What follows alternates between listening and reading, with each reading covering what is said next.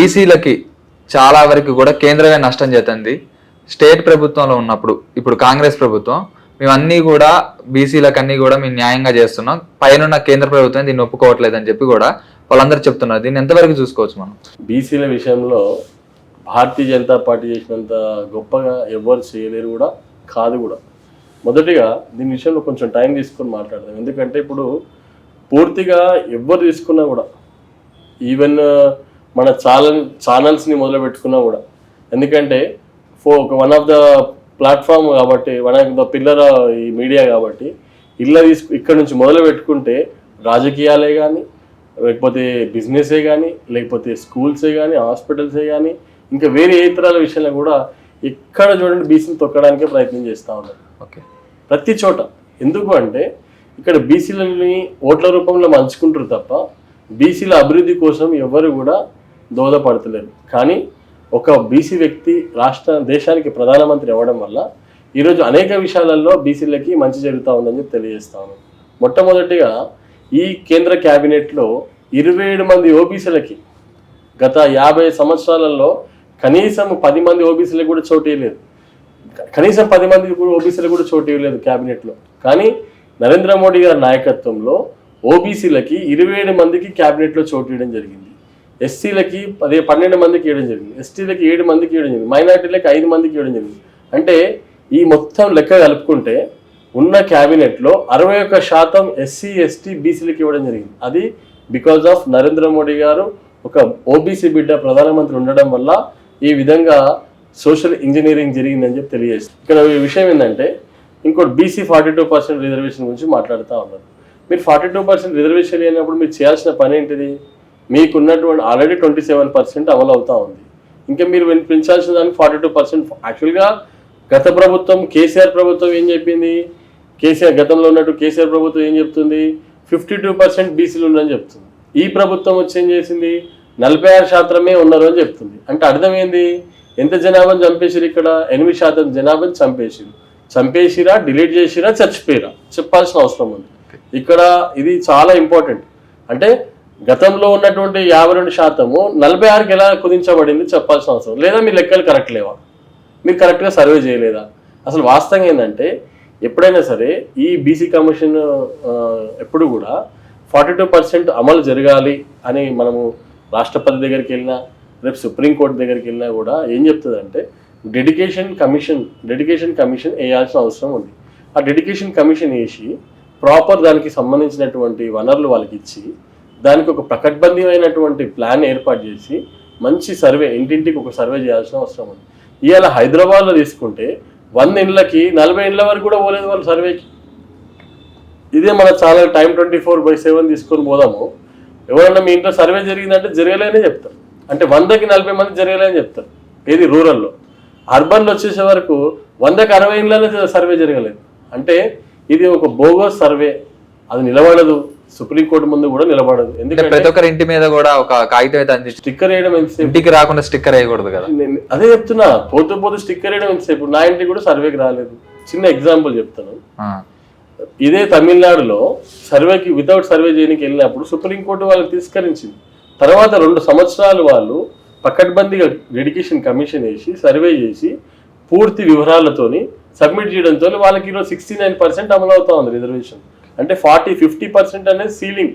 50% మించి రిజర్వేషన్ ఇవ్వద్దు. కానీ వాళ్ళు 69% అమలు చేస్తూ ఉన్నారు. మరి ఈరోజు ఎందుకు ఈ యొక్క ప్రభుత్వం ఇంకా చిత్తశుద్ధి చూపించట్లేదు? ఇప్పటికి దాంట్లో ముస్లింలకు 10% రిజర్వేషన్ కల్పించాల్సిన అవసరం ఉంది. ఎందుకంటే ఆల్రెడీ ఈబీసీ కింద ఆల్రెడీ వాళ్ళకి 10% రిజర్వేషన్ ఇస్తున్నారు అగ్రవర్ణాలకి. దాంట్లో ముస్లిమ్స్ ఉన్నారు.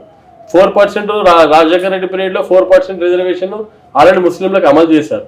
మళ్ళీ దీంట్లో చేర్చి 10% అని చెప్పి మళ్ళీ అలాగే 10% ముస్లిమ్స్, 32% బీసీలు అని చెప్పి విడదీసి 42% అని కలిపి ఎందుకు ఇలాంటి కపట ప్రేమ సృష్టిస్తూ ఉన్నారు? ఎందుకంటే భారతీయ జనతా పార్టీ 10% ముస్లింల కంటే ఒప్పుకోదు అనే ఉద్దేశంతో కావాలని ఒక పొలిటికల్ డ్రామా స్టంట్ చేస్తున్నటువంటి పన్నాగం. ఎందుకు ముస్లిమ్స్ కి 10% అంటే ఒప్పుకోదు? అదే విషయం చెప్తాను. ఆల్రెడీ ఉన్న రిజర్వేషన్, మేము మతపరంగా ఉన్నటువంటి రిజర్వేషన్ మేము వ్యతిరేకం. భారతీయ జనతా పార్టీ మతానికి, మన హిందుత్వానికి రిజర్వేషన్ ఇవ్వండి, మరి సిక్కులకు రిజర్వేషన్ ఇవ్వండి, మైనారిటీ కింద ఇవ్వచ్చు కదా. అదే అంటున్నాము, మైనారిటీ కింద రిజర్వేషన్ ఆల్రెడీ 4% ఉన్న తర్వాత మళ్ళీ ముస్లిం అని ఎందుకు జమ చేస్తున్నారా అంటున్నాం. ఇక్కడ ఒక స్పెసిఫిక్ మతాన్ని ఎందుకు చేర్చవలసిన అవసరం వస్తుంది? రిజర్వేషన్ అనేది ఎస్సీ ఎస్టీ బీసీ మైనార్టీ, అవునా కదా? అగ్రవర్ణాలకు కూడా మన కేంద్ర ప్రభుత్వం వచ్చినాక 10% జరిగింది. ఇంత అమలు జరుగుతున్నా కూడా మీరు ఇప్పుడు దాంట్లో స్పెసిఫిక్ ఒక మతం కింద రిజర్వేషన్ ఎందుకు జమపరుస్తున్నారు అనేది మన బీజేపీ పార్టీ యొక్క ప్రధాన ఆరోపణ. సో కాబట్టి ఈ 42% అమలు చేయాలంటే పూర్తిగా బీసీలకే 42% ఇచ్చినట్టయితే 100% భారతీయ జనతా పార్టీ కూడా మద్దతు తెలియజేస్తుంది. ఆ బిల్లుకి శాంక్షన్ అవ్వడానికి కూడా కొంతవరకు దోహదపడతాం. కానీ ఇవన్నీ చేయకుండా పైకి పోయి ఏదో ధర్నాలు చేసి ఇవన్నీ పిచ్చి పిచ్చి చేయడం కరెక్ట్ కాదు. రెండో విషయం నేను అడుగుతా ఉన్నాను, మీ క్యాబినెట్లో 42% ఇచ్చినావా బీసీలకి? ఇయ్యలే. నువ్వు ఇచ్చినటువంటి చైర్మన్ పదవులలో 42% బీసీలకి ఇచ్చినావా? ఇయ్యలే. నువ్వు ఇచ్చిన ఎంపీ సీట్లలో 42% బీసీలకి ఇచ్చినావా? ఇయ్యలే. నువ్వు ఇచ్చినటువంటి ఎమ్మెల్యే సీట్లలో 42% బీసీలకి ఇచ్చినావా? ఇయ్యలే. మీ రాజీవ్ గాంధీ పరిపాలన నుంచి, అక్కడ ఉన్నటువంటి జవహర్లాల్ నెహ్రూ పరిపాలన నుంచి మొదలు పెట్టుకుంటే ఇప్పుడు మొన్న జరిగినటువంటి చివరి పరిపాలన వరకు, ఏది మన మన్మోహన్ సింగ్ గారు జరిగిన పరిపాలన వరకు దాదాపు 50 సంవత్సరాలు ఈ దేశాన్ని పరిపాలించింది.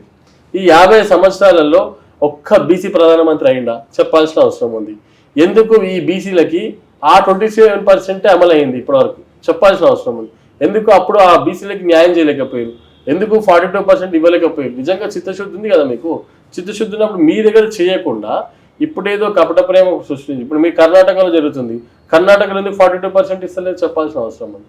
అంటే జస్ట్ తెలంగాణలో బీసీ నినాదం బలపడ్డది, దీనికి మనము గొంగడేసుకొని పోవాలి ముంగడికి అన్నట్టు ప్రయత్నం చేస్తూ ఉన్నారు. బీసీ గొంగడేసుకొని నడుస్తూ ఉన్నారు తప్ప దాన్ని అంత నువ్వు గొంగడేసుకున్నంత మాత్రాన నువ్వు దొంగ కాకుండా నువ్వు మంచోని కాకుండా డెఫినెట్గా నీకు దాన్ని ముసుగు బయటపడుతుంది.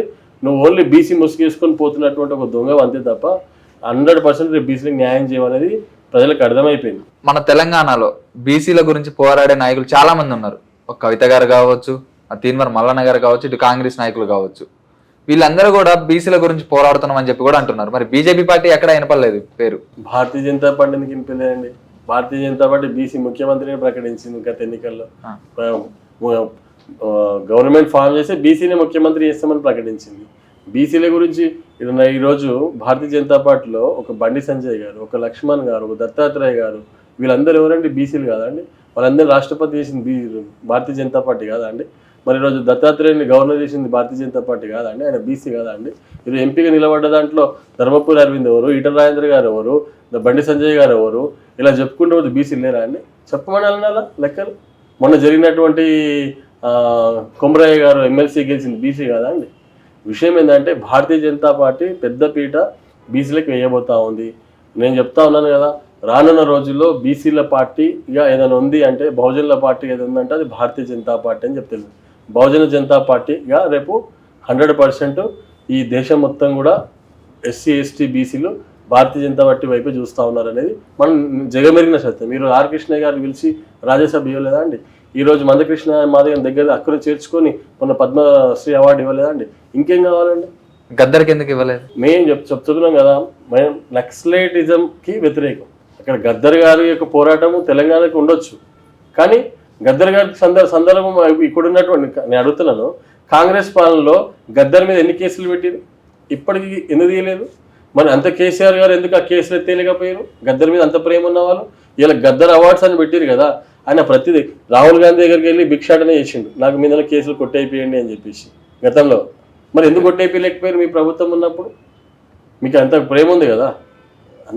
ఇదంతా ఒక పొలిటికల్ స్ట్రాటజీగా డ్రామా ఆడుతుంది తప్ప నిజంగా గద్దర్ చివరి రోజు వరకు కూడా నా మీద కేసులు ఎత్తేయండి అని ప్రతి పార్టీ దగ్గరికి వెళ్ళి. మరి ఇప్పుడు బీసీల గురించి కవిత గారు ఒక పక్కన నిరాహార దీక్ష చేస్తున్నారు, ఒక పక్కన తీర్మానం మల్లన్నేమో సోమాజిగూడ ప్రెస్ క్లబ్ లో కూడా మీటింగ్లు అయితే పెడుతున్నారు. మరి ఎందుకు వీళ్ళిద్దరు బీసీల గురించి పోరాడుతున్నారు? తీర్మార్ మల్లన్ అంటే మా బీసీ బిడ్డ కాబట్టి పోరాడినా తప్పులేదు. అంటే బీసీ సీఎం అయిదాం అనుకుంటున్నా, ఏమైనా కానీ ఆయన అది ఎవరి అదృష్టాన్ని ఎవరేం చెప్పలేము, అర్థమైందండి. సో నేనేమంటానంటే ఒక్కటి గుర్తుపెట్టుకోవాల్సిన విషయం ఏంటంటే, కవిత గారు బీసీల గురించి కొట్లాడడం అనేది హాస్యాస్పదం. ఇది ఎందుకంటే మనం బాగా అర్థం చేసుకోవాలి. 10 సంవత్సరాలు తండ్రి పక్క నుండి 10 సంవత్సరాలు నువ్వు ఓడిపోతే ఎమ్మెల్సీగా ఇచ్చి ఒక ఈటల రాజేందర్ గారిని బయటికి వెళ్ళగొడుతున్నప్పుడు ఎందుకు బీసీ బిడ్డకి వెళ్ళగొడుతున్నారు అనే ప్రేమ ఎందుకు మీకు అనిపించలేదు? రోజు ఒక బీసీ బిడ్డని బయటికి వెళ్ళగొడుతున్నప్పుడు ఎందుకు బీసీ బిడ్డని బయటికి నెట్టేసిందో చెప్పాల్సిన అవసరం ఉంది కదా. మీరు బీసీల గురించి పోరాడేటప్పుడు టి రాజయ్య ఉన్నాడు. టి రాజయ్య అనే వ్యక్తి ఒక దళితుడు కాబట్టి డిప్యూటీ సీఎం నుంచి ఉప ముఖ్యమంత్రి నుంచి తొలగించడం జరిగింది. ఎందుకు తీసారు చెప్పగలుగుతారా? చెప్పరు. ఎందుకంటే వాళ్ళకి జరిగినప్పుడేమో మంచి, వాళ్ళకి జరిగినప్పుడేమో చెడు. ఇక్కడ విషయం ఏంటంటే కవితమ్మ యొక్క పార్టిసిపేషన్ 10 సంవత్సరాలు తండ్రి పక్కన ఉన్నప్పుడు ఒక్కనాడు బీసీ అని లేదు. తన జాగృతికి ఒక్కరోజు కూడా బీసీకి అధ్యక్షుని పదవి చేయలేదు. ఇప్పటికున్నటువంటి నిజంగా కవిత గారికి చిత్తశుద్ధి ఉంటే బీసీ జాగృతి సంస్థకి బీసీ నియమని చెప్పండి. ఒక సంస్థకే కదా. అంటే కపట ప్రేమ చూపిస్తున్నారంటారా? ఎగ్జాక్ట్లీ. ఇప్పుడు విషయం ఏంటంటే మీ కవిత ఓడిపోతేనేమో ఎమ్మెల్సీ ఇస్తారు, కానీ నా మొదటి పౌరుడు అంటే మొదటి వ్యక్తి ఈ యొక్క తెలంగాణ కోసం ప్రాణాలు అర్పించిన శ్రీకాంత్ సారి తల్లికి మాత్రం ఒక ఎమ్మెల్సీ పదవి లేదు. ఎందుకు చెప్పండి? సమానం ఏంటిది అంటే బీసీ కాబట్టి. ఇక్కడ మనం అర్థం చేసుకోవాల్సింది ఏంటంటే అలా చెప్పుకుంటూ పోతే చాలా ఉన్నాయి. మనము అర్థం చేసుకోవాల్సింది ఏంటంటే ఈరోజు బీసీల ఓటు పోలరైజ్ అవుతుంది. ఈ ఓటుని మనం ఎట్లా తొక్కాలని అటు కేసీఆర్ ఇటు రేవంత్ రెడ్డి ఇద్దరు కలిసి ఆడుతున్న డ్రామాలో ఇదొక భాగం. గతంలో వెలుమలు పరిపాలించారు, ఇప్పుడు రెడ్లు పరిపాలిస్తున్నారు. సో అటు వెలుమ పరిపాలనలో కేసీఆర్ దొర, ఇప్పుడు రెడ్ల పరిపాలనలో ఈ రేవంత్ రెడ్డి, ఈ ఇద్దరు కలిసి రేపు బీసీకి పోయిందనుకోండి మళ్ళీ మన చేతికి రాదు అని చెప్పేసి ఈరోజు ఇద్దరు కలిసి పన్నాగా మారుతూ బీసీలో మీద ఉన్న ఎదుగుతున్నటువంటి ఈటల రాజేందర్ మీద కూడా వాళ్ళు తొక్కే ప్రయత్నం చేస్తూ ఉన్నారని చెప్పి తెలియజేస్తా ఉన్నారు. కానీ ఆయన ప్రజల నాయకుడు కాబట్టి ఎప్పటికప్పుడు ముందుకు పోతూనే ఉన్నాడు. సో ఇక్కడ మనం అర్థం చేసుకోవాల్సింది ఏంటంటే కెమెరా ముఖంగా చెప్పదలుచుకుంది ఏంటంటే ప్రతి రెడ్డి ఎమ్మెల్యే, ప్రతి రెడ్డి ఎంపీ మీకు ఓట్లు వేయడానికి బీసీలో మేము పనికొస్తున్నాం కదా. మా ఈటల రాజేందర్ గారి పేరు ఈరోజు ఒక బీసీ బిడ్డని అలా చేర్చడం జరిగింది. ఎందుకు ఈ కాళేశ్వరం ప్రాజెక్టులో అతని పేరు చేర్చిండ్రో మీరు గిట్ట ప్రశ్నించకపోతే రేపు రానున్న రోజులో ఎక్కడ రెడ్లు నిలబడ్డా, ఎక్కడ వెల్లమలు నిలబడ్డా కూడా తప్పకుండా బీసీల ఓట్లు పడకుండా ఉండే పరిస్థితి మీకు వస్తుంది. దయచేసి ఒక మంచి నాయకుడు, ఉద్యమకారుడు, తెరిచిన పుస్తకమైనటువంటి ఈటల రాజేందర్ గారి మీద ఇలాంటి విమర్శన చేస్తే తప్పకుండా దానికి తగ్గట్టు గుణపాఠం రేపు మీకు బీసీలు చెప్పబోతున్నారు ప్రతి నియోజకవర్గంలో అర్థం చేసుకోవాలని చెప్పి తెలియజేస్తా ఉన్నాను. రేపు మీకు ఏదైనా రెడ్లకి ఏదైనా జరిగినప్పుడు కానీ, వెలుమలకు మీకు ఏదైనా జరిగినప్పుడు కానీ, నాయకులుగా బీసీలందరము మేము మీ ఎంబడి కార్యకర్తలాగా మీ ఎంబడి ఉంటున్నప్పుడు మరి ఒక బీసీ బిడ్డ జరుగుతున్నప్పుడు మీరు ఎందుకు ప్రశ్నిస్తున్నారు చెప్పాల్సిన అవసరం ఉంది. కోమటిరెడ్డి రాజగోపాల్ రెడ్డి నీకు ఈరోజు మంత్రి పదవి రాకపోతే నాకు మంత్రి ఇవ్వవా అని అడుగుతా ఉన్నావు. ఈటల రాజేందర్ అనే వ్యక్తికి ఈరోజు అన్యాయం జరుగుతుందన్నప్పుడు ఆయన పేరు అనవసరంగా ఎక్కించినప్పుడు ఎందుకు మాట్లాడతలేరు, ఎందుకు నోరు మెదపలేకపోతున్నారు చెప్పాల్సిన అవసరం ఉందని చెప్పి ఈ సందర్భంగా తెలియజేస్తాను. షేర్ చేయండి, లైక్ చేయండి, సబ్స్క్రైబ్ చేయండి. మరిన్ని వీడియోల కోసం బెల్ సింబల్ పై క్లిక్ చేయండి.